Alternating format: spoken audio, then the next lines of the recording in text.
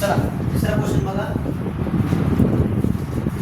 What will be the cost of 9x + 1 11y books at the rate of 2x - 3y.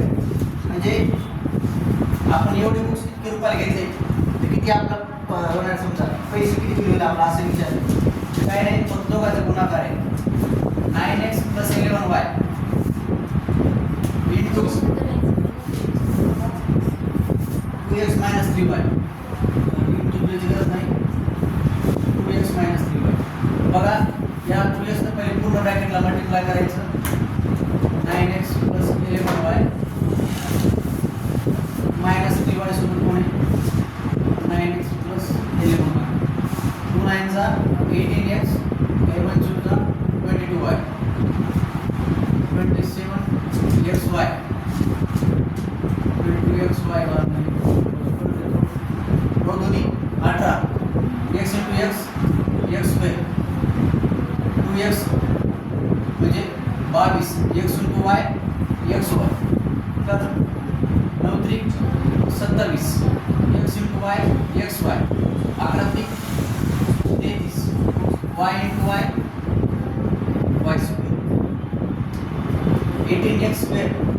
आता पाहिजे तो भाग कसं ठेवणार 18x² - 5xy - 33y². ऑप्शन आपला आहे बघा, 18x² - 5xy - 33y². ऑप्शन आहे आपलं फर्स्ट. वजाबाकी 22 + 27 घेतो.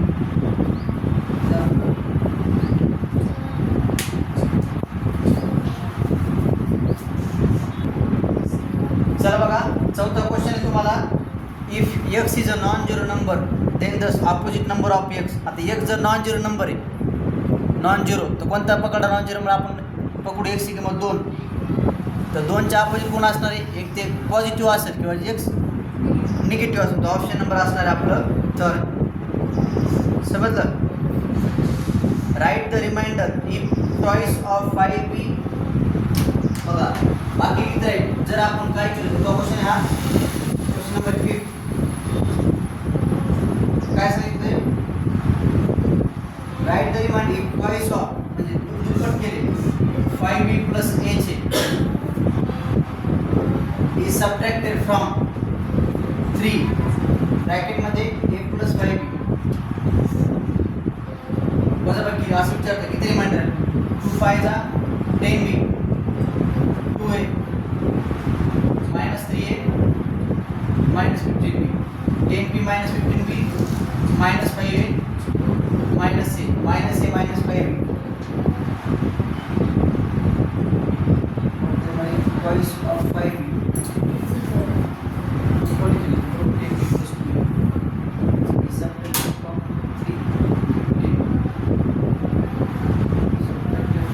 Subtracted from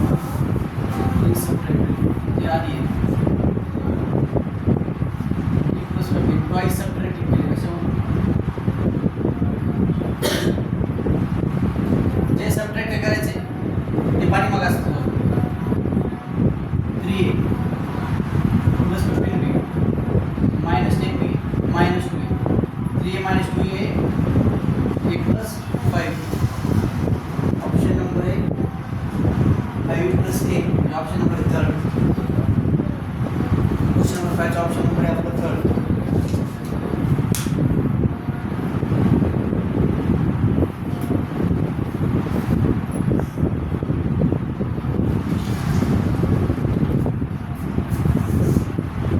नेक्स्ट क्वेश्चनसाठी तुम्हाला एक फॉर्म्युला माहिती पाहिजे स्पीडचा.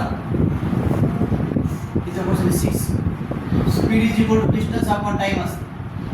तुम्हाला स्पीड दिली काय हाऊ मेनी आवर्स म्हणजे तुम्हाला टाइम विचारला आहे. डिस्टन्स अपॉन स्पीड करणार आहे आपल्याला, बरोबर आहे. आपल्याला काय विचारले how many hours will take to cover a distance of x + 120 kilometre. म्हणजे डिस्टन्स दिले x + 120 आणि स्पीड दिली तुम्हाला 40 km/h. 40 किलोमीटर तुम्हाला स्पीड. तर काय आहे x/40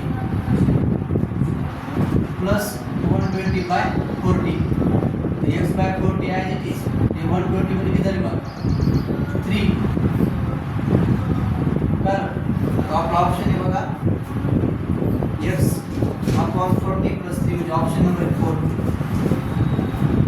जर स्पीडचा फॉर्म्युला वापरला डिस्टन्स अपॉन टाइम गेली प्लस स्पीड आला खाली डिस्टन्स होते x प्लस 120 स्पीड होती 40 किलोमीटर पर आवर.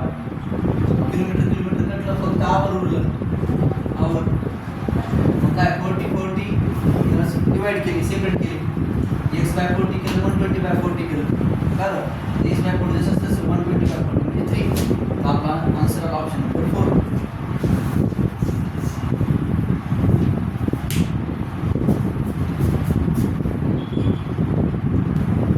बघा तुम्हाला क्वेश्चन काय दिला सातवा. After x year Raju will be y years old. What वाज हिज एज 3 years बॅक. म्हणजे पाठीमागं म्हणजे x वर्षानंतर राजूचं वय होणार आहे y. तर राजूचं वय पकडा आपण m.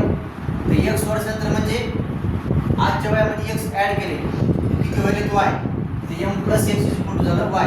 x गेलं त्या साईडला तर मायनस तो y मायनस x म्हणजे राजूचं आजचं वय किती आहे y मायनस x एवढे. बरं मग विचारलं 3 वर्ष पाठीमागे किती असेल तर 3 वर्ष मायनस करायचे. 3 वर्ष मायनस केले किती असणार ते y minus x minus 3. y minus x minus 3 म्हणजे ऑप्शन नंबर आहे बघा हे 4.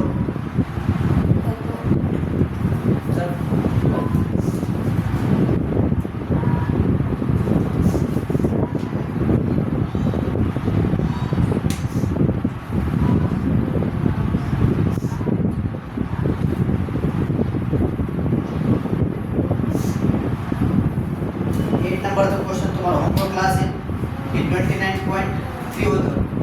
त्यात आम्ही किती क्वेश्चन सॉल्व केले. आता काही क्वेश्चन अगोदर व्हिडिओमध्ये गेलेलं मी तुम्हाला 1, 2, 1 आणि 3 क्वेश्चन सॉल्व करून देतो. 1 क्वेश्चन तुम्हाला a स्क्वेअर मायनस b स्क्वेअरचा फॉर्म्युला वापरायचा आहे आणि a plus b a minus b च्या फॉर्म्युला तुम्हाला सॉल्व करायचं. त्याचा ऑप्शन नंबर 4 येतो 92. आणि थर्ड नंबरच्या क्वेश्चन तुम्हाला बुक्सची किंमत काढायची म्हणजे 9x प्लस 11y आणि 2x मायनस 3y हे दोन बुक्स म्हणजे 9x प्लस 11y एवढ्या बुक्स घ्यायचे आपल्याला. त्याची किंमत किती सांगितली 2x मायनस 3y. त्या दोघांचा गुणाकार करून जे इक्वेशन येणार आहे तेच आपला आन्सर असणार आहे. तर तुम्ही हे सॉल्व करायचं आहे होमवर्कमध्ये 2 क्वेश्चन. आता हे रेकॉर्डेड फॉर्ममध्ये तुम्हाला मी टाकायला